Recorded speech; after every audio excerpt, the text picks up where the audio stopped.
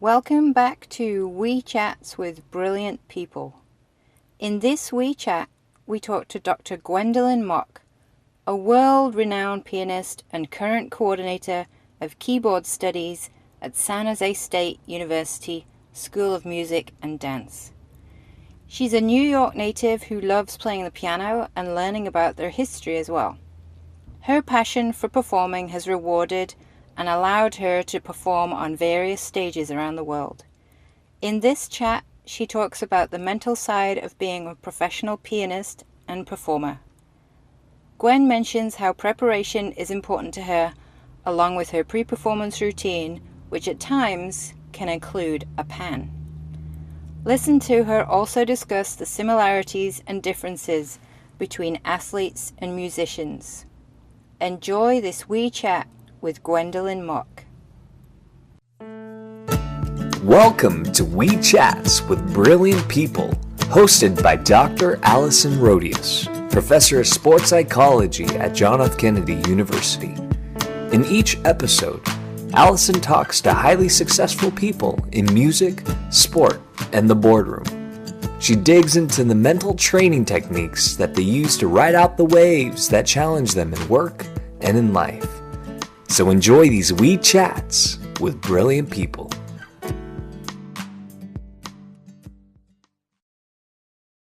Welcome back to We Chats with Brilliant People, everybody. Today I am talking to Gwen Mok, and she is professor of music, and she is going to introduce herself and tell us all about her amazing life in the world of music. Welcome to you, Gwen. Cheers. Cheers. Thank you so much. We are at her lovely house here in Berkeley, and we're having a cup of tea and biscuits outside on the terrace. So welcome, Gwen. Thanks a lot for being part of the series. Well, I'm delighted. I don't know about the brilliant part, but I'm happy to participate because I've never stopped talking, as my husband will tell you. Thank you. Well, could you tell the listeners a little bit more about yourself and your background in music? Sure. I was born in New York. I actually talk like this.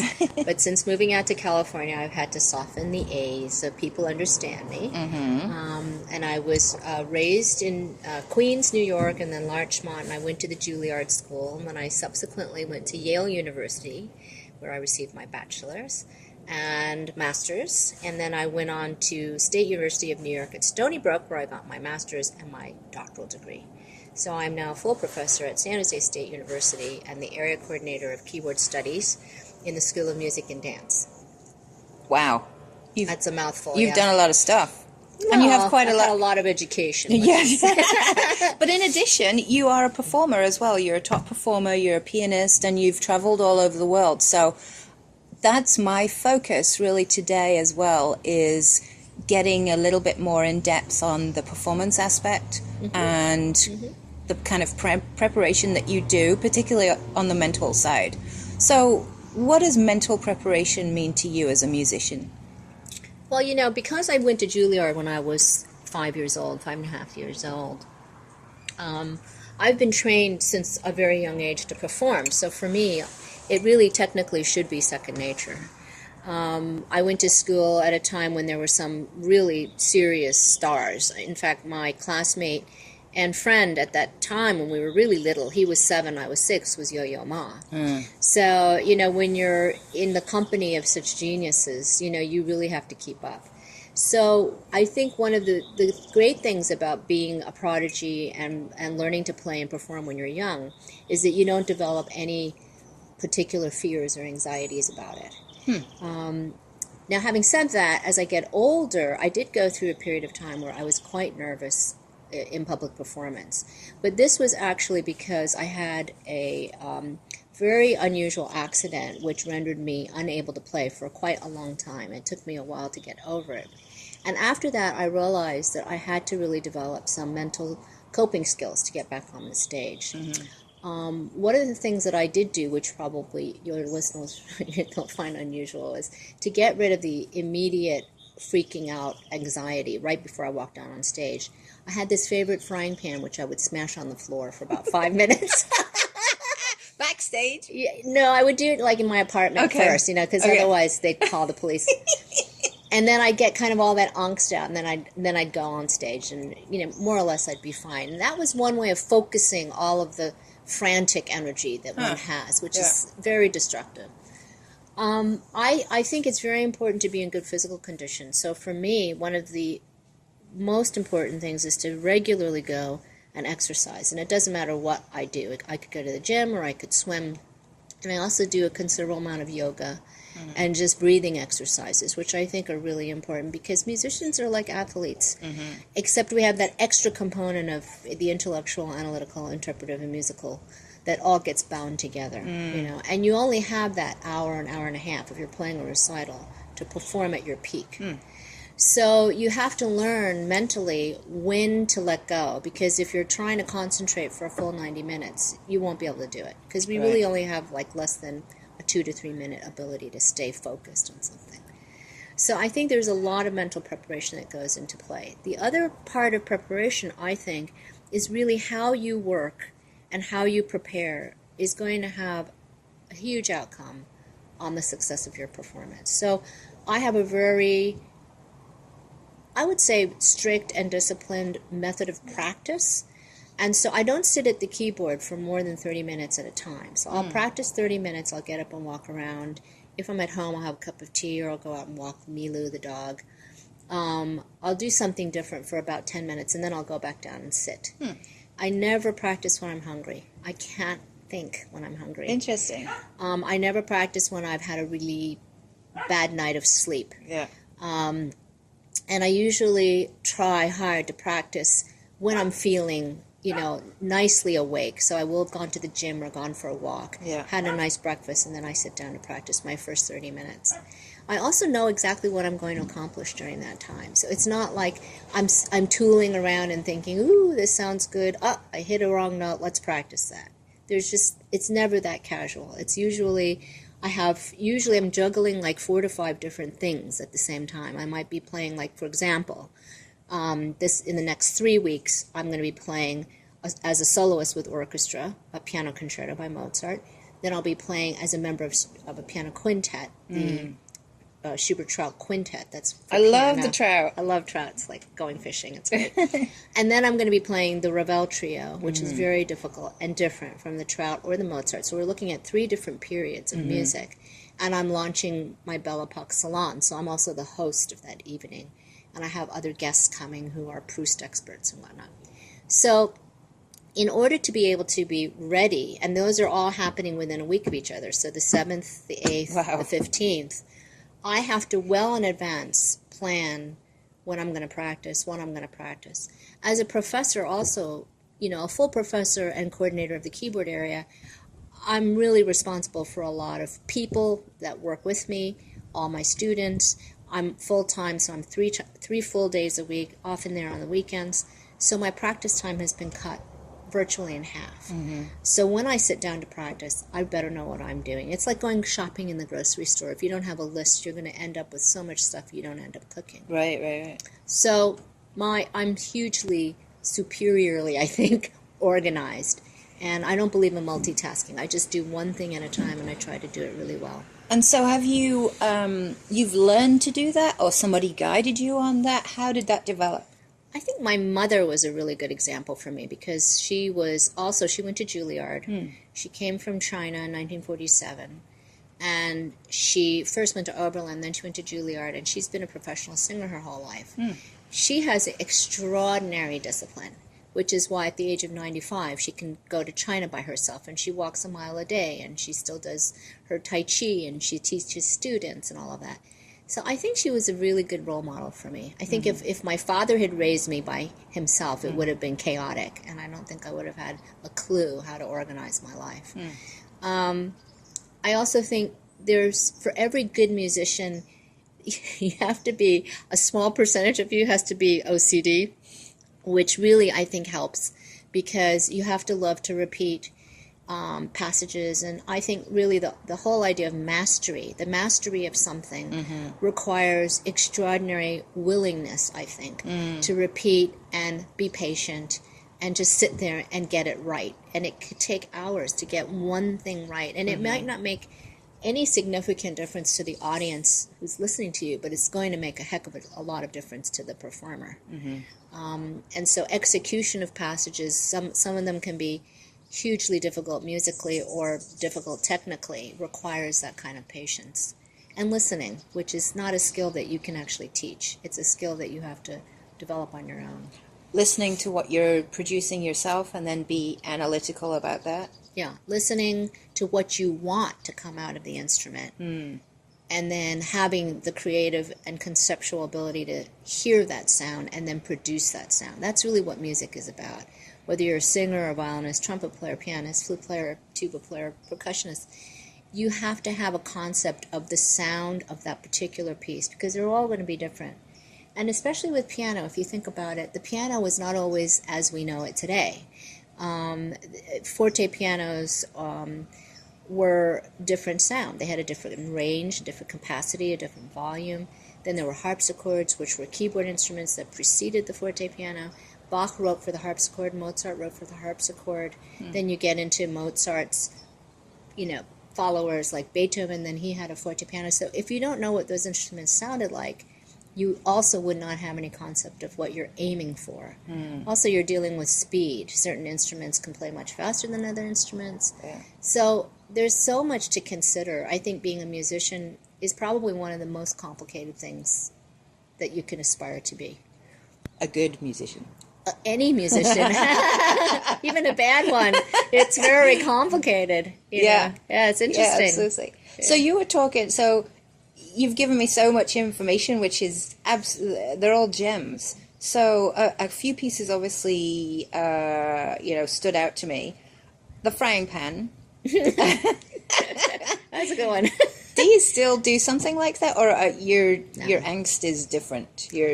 How is it now? Oh, it's gone. I don't know. I think it comes with age. I've played with major orchestras, recorded with like all the big orchestras, like the London Philharmonic, the Philharmonia, the London Symphony Orchestra. I have my own solo CDs. I have about 20 CDs. I've performed with all kinds of great groups. I'm a producer. I'm a performer. I'm a teacher. I live in Berkeley. I have a beautiful house. I get invited to do wonderful things. Last semester I was on sabbatical. I traveled around the world. I played. I got the opportunity. This was absolutely ridiculously amazing. Because I'm interested in historic keyboards, and I've just recorded my third CD on our incredible collection of historic pianos at San Jose State. We have a collection of 19th century pianos. Some of them are from Beethoven's period, some are from Brahms's period, and some are from Ravel's period. And I had the great privilege of recording now on 3 CDs on several of these pianos. The first one is the Ravel, Complete Works of Ravel on an Erard, which is the same kind of piano he had, which I happen to own. And it's not here, but it's at school. The second CD was on Johannes Brahms' late piano works, recorded on 2 pianos that he knew and loved. One of them is actually probably like a year or 2 away from the one he owned, which was sadly destroyed. And this most recent CD, which will be out in January, is a celebration of Beethoven, his legacy, and his spirit. So I've recorded a piece by Beethoven on a Beethoven era piano. It's a model. It was made in 1985, but it's an exact copy of a 1795 piano. And then I recorded pieces written by students of his. So there was Carl Czerny and Franz Liszt. And Czerny was taught by Beethoven, and Liszt was taught by Czerny. So it's like a legacy. You can see the lineage in the music. And each piece was paired with a different historic piano to show the evolution of the piano and the evolution of the composer's ability. And the last piece I recorded was by Felix Mendelssohn, who never got to meet Beethoven, sadly, even though he could have, because he was born in 1809 he was born in. Or 1807. So Beethoven died in 1827, so he could have met Beethoven, but he didn't. In any case, he wrote a wonderful piece in homage of Beethoven, on which I recorded on my Erard. So because I'm so interested in historic pianos during my sabbatical, I was able to gain access and meet with the curators and restorers of the most prestigious historic keyboard collections in the world, those being in Vienna and in Paris. So I went to the museums, and when I was in Vienna, the restorer, who was so charming, took me through the museum and said, play this piano, and I'd play it for a bit, and he'd say, that was Mozart's piano. Wow. And then he'd say, play this one, and that was Brahms's piano, or this was Beethoven's piano. And I didn't wash my hands for like 2 days. I said to my husband, don't touch my hands, don't touch my hands. You know, they've been connected to God, you know. Wow. So to me, I think the whole idea is that one has to listen, and you have to learn to listen and scope out and search inside yourself.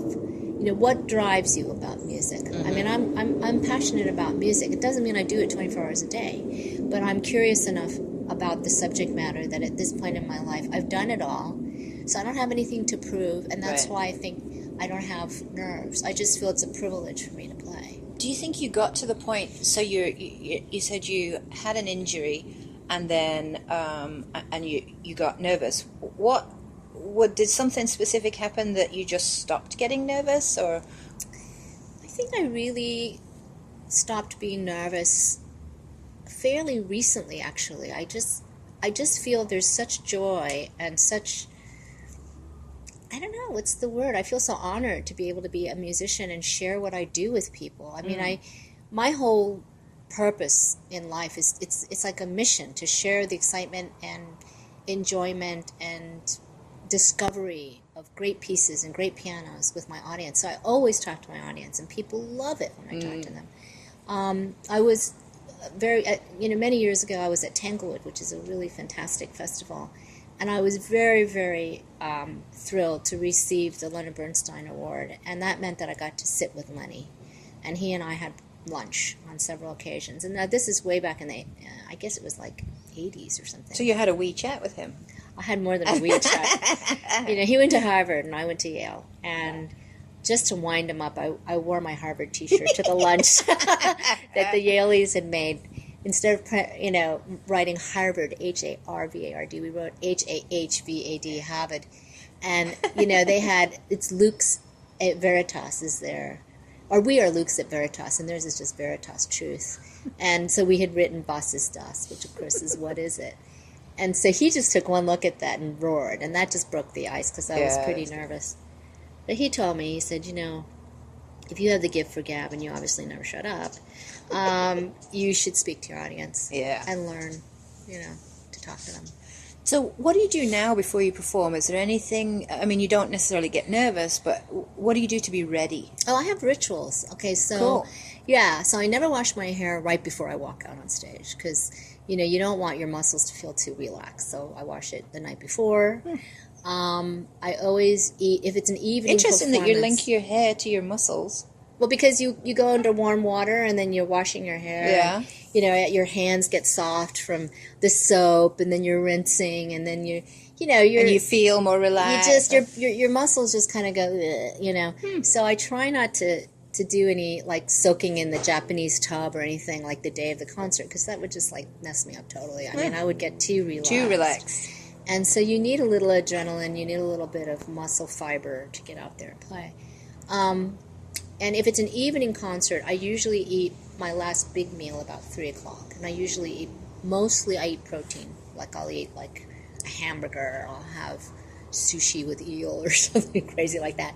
And won't be too much, but it'll be just enough to kind of fuel me, And then I bring with me to the concert some potassium, which is a banana, and then some dark chocolate and a mug of coffee.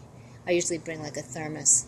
And then I love that. A little bit of dark chocolate. Yeah, and all of those 3 things work really well together to kind of get your mind really focused. Yeah. And then after the concert, I go and eat like a huge meal. Yeah. And concerts are typically starting at 7 or 8 at the latest. 7:30, 8 o'clock, and depending, like on Saturday, I'm playing as a soloist of the orchestra, so I'm not going to eat huge before. But I have a group of friends coming afterwards. We're going to either come back here and just have hors d'oeuvres or something, just relax. And then, so when you walk onto stage, talk me through that. Walking onto stage, maybe talking or not, and then sitting down at the piano and before you start. Talk me through that. It's funny. I play at in Davies Symphony Hall quite a bit, and I don't play there with the orchestra so much as I play chamber music on their series, but I still get to walk on Davies Hall stage, which is fantastic. Yeah, it's a nice place. And you walk out on their stage, and it's completely empty. There are no seats for the orchestra. It's just this grand piano. And then usually I'm like either playing in a group of 3 or a group of 4 or 5. And the last time I played there, it was in May, and I got to play this amazing piece called The Voice of the Whale. And it was by George Crumb, and the entire stage was lit in blue light for the ocean, and we had to wear masks. We had to wear these black masks so people couldn't see our faces. We could barely see the music. So we kept the eye holes much bigger, and we had to dress in black. So basically the philosophy is that the performer is to be almost anonymous, and you're to focus entirely, to get the audience to focus entirely on the voices of the whales that you're creating in the instrument. So I was most of the time inside the piano plucking and strumming, and I had a shot glass, and I was like basically sliding it up and down the string, and it was making these woo, woo, woo, woo, great sounds of whale calls and stuff. And I just remember standing backstage and thinking to myself, this is going to be so much fun. I mean, that's all I could think of. And I didn't talk to my colleagues because they looked really nervous, but I didn't want to upset them. So I just go into my own little space, and I think, you are really going to wow these people with these sounds because they're so unusual, and most of them will never have heard this piece. And I get myself into that very quiet, very calm, very focused dynamic. And the minute they open the door, I'm like, I can't wait to get out. And the minute my foot hits the proper stage, like even the right foot's out first, I am totally in my element, and I walk right out there, and I feel so much more relaxed and at home. Yeah. To me, that's home, because I've played in all the big concert halls, Carnegie Hall, Avery Fisher Hall, Barbican. I've been there, and I've been in front of orchestra. So for me, it's very familiar, I guess. And the amazing thing about Davies Symphony Hall is that it's a very intimate space. You don't think that when you're sitting in the audience, but when you're on the stage, you're surrounded up above, behind your audience, and then to the right is audience, and you just feel kind of nestled between all these people, and it's lovely. And they're all listening. Yeah.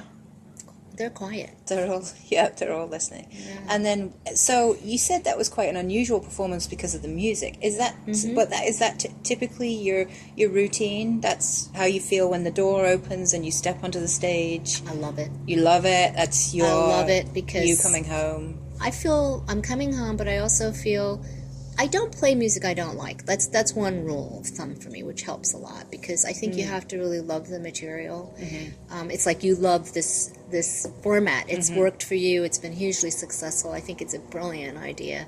So you do it. Now you're in your 40-something interview. That's how I feel about music. I have to pick things that really speak to me and I can connect to, and I have some source of information in me that will bring something new to the piece. And I can't wait to share that with my public. And it has nothing to do with the accolades. I mean, it's nice to be appreciated, but what I really love most is when people come backstage and say, that was the most amazing piece of music I have ever heard, and I will not forget it. I'm going to go home now and listen to more Schubert, or listen to more Crumb, or listen to more Ravel. It just blew my mind, That's what I want. I don't want them to come back and say, oh, I thought you were gorgeous and your dress was incredible and you're so brilliant. I mean, I'm embarrassed when people talk to me like that. I just don't take that kind of compliment. Wow. It's just my upbringing, I guess. But for me, it's all about education and sharing. Yeah. And if I can inspire somebody to love music, then I'm happy. So what would your advice be then for somebody who does, nerves are a very common aspect of performance, but nerves are good to some extent. You need them. You have to have need them. And, like you said, if you were too relaxed, you wouldn't perform very well. No. But there's obviously, there's over nervous, or, it's just too much. You're worrying, you're doubting. Yeah. What's your advice to people who are musicians or any performers? What's your advice to people who feel nervous about before they perform, to the extent that it is detrimental to their performance? I think you have to ask yourself 3 questions. I think the first question you should ask yourself, and I found this very interesting. A young performer came to our class and gave a presentation, Julian Toa, and I think he put it really well. First, you have to realize there has to be a higher calling. I'm not talking about religion, but I'm talking about there has to be a better reason to perform than to make people look at you. That's the first thing. And then I think you have to ask yourself, why am I doing this? Because if you can't answer that properly, then I think you're always going to feel nervous because you're always going to be doubting yourself because nerves are a part of confidence. Right. Then I think you have to ask, what am I doing? Like, am I actually performing because I think I'm good at this? Because if I'm not, I should maybe do some other way of presenting music. Like I could be an educator, or I can work as a marketing person, or I could work for the symphony, or I could be a concert promoter or something. So what am I doing? And then how do I want to do this? Do I want to do this in a big splashy way? You can perform for smaller groups. You can go into public schools and perform. But I don't think there's any substitute for getting used to performing if you don't do it all the time. And I think that's why I create opportunities for my students. I mean, you wouldn't believe where I send them. I send them to baggage claim at San Jose Airport. To play? Yeah. There's a piano at baggage claim. And they go there and they play. I think I've seen it. Yeah. And it's really good for people who've had their baggage lost, so you can go bang on the piano and get all your frustration out. It's fantastic. I send them to Kaiser Hospital. Santa Clara has a beautiful piano. They go to retirement homes like Los Gatos Meadows. I send them sometimes to the student union where there's a piano and nobody's listening. I sent them recently to Vizona Park in San Jose where they had pianos in the park. Play Me, I'm Yours.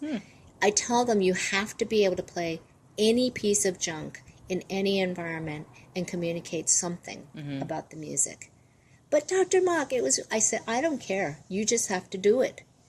And then you have to find some way to get beyond that instrument. Every instrument has a beautiful soul in it. So you've got to find it and you've got to play. So the more you take the attention and the onus off of you, it's not about you. It's about the material that you've studied and analyzed and mastered with my guidance. And then you get to go out and test how well you've prepared. So the more they can think about that, the better. I also, for my very nervous students, the ones who are absolutely fall to pieces, basically, I spend a lot of extra time with them putting through the paces at school. So they go and they play for all the general ed classes. They play in front of each other. They have small, what I call teams, where they play for each other. So they're groups that they play for each other and they criticize. So it gets to the point where they also don't feel alone. They feel like they're part of a family and everybody's going through this. And we all have to conquer this together as a team, So I did not feel that way when I was going to school in New York. I didn't feel necessarily that, my pianist colleagues were part of my family. It was a competitive environment. So I've tried to create a different environment for my students so that they don't feel unsupported. I feel a collaboration coming on. We have students who need to work in performance arenas. Yes. I wonder if some of your students would benefit from working with our students. They need internships, so why not? I think that would Bring be it really on. cool. I'd love it. Yeah, that would be great. Yeah. Well, I could talk to you all day because I didn't tell you that I have a piano at home. Oh, yeah. All right. Yes, so I've been when are you playing. going to come and play for me? No, I'm not going to do that. But I have a very nice piano that was left to me by my dad. Oh, gorgeous. Yeah, it's a boudoir grand, and it's really nice. And we brought it over from England a few What kind years of piano ago. is it? Do you know? It's Paul Lerner. I don't know if it's know, German. Sounds nice. Yeah, it's really nice. So anyway, I have a piano. But the last question that I have been asking everybody is, if you knew you couldn't fail, what would you try to do tomorrow? If I knew I couldn't fail? That's a really good question. Boy, what would I do tomorrow? I think what I'd really love is to be able to be an ambassador for music and travel around the world and help create music schools for young people. I do that a lot anyway, but I'd love it if I had, you know, a gold card and I could just fly, by jet to different places. And mostly places where they've either had terrible trauma from war experiences or they've never been exposed to music at all. I'd love to do something like that because I feel most excited by meeting young people.